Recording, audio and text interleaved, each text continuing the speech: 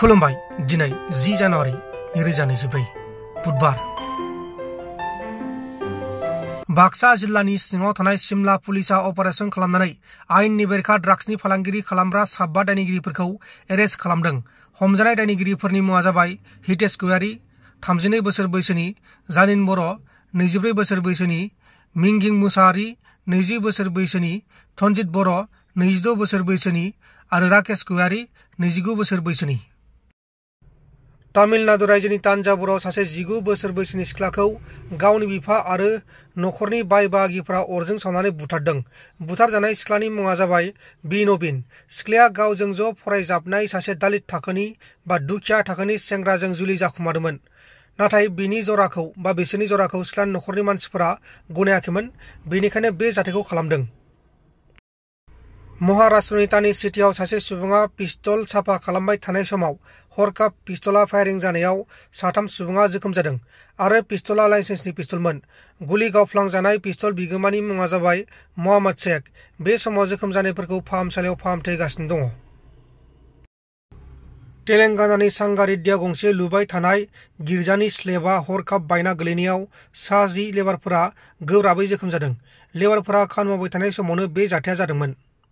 दिल्लीनि नारेला ओनसोलाव सासे 17 बोसोर बैसोनि हौवासा गथ'आ बिल्डिंनि टेरेसनिफ्राय बारजुमनानै थैदों।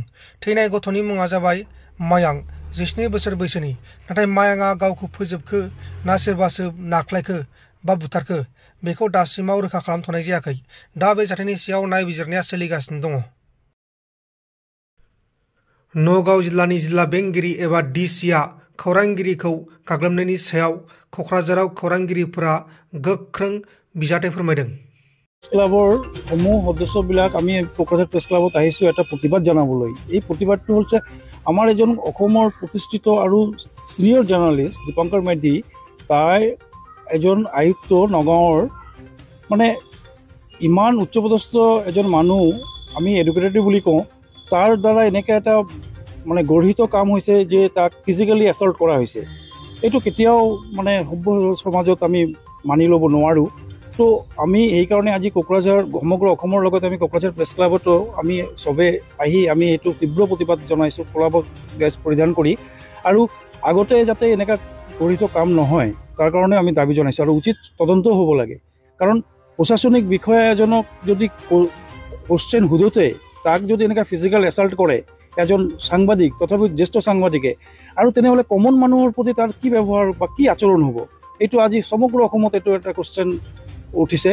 গতিকে আজি আগত যদি বোলে এনেকুৱা নহয় তাৰ কাৰণে আমি অনুৰোধ জনাইছোঁ আৰু সংবাদ কৰ্মীৰ লগত সদায় জিলা প্ৰশাসনৰ লগত এটা কৰ্ডিয়েল এটা ৰিলেশ্যন থাকে, সেইটো যাতে মেইনটেইন কৰে, সেইটোৱে আমি অনুৰোধ জনাইছোঁ।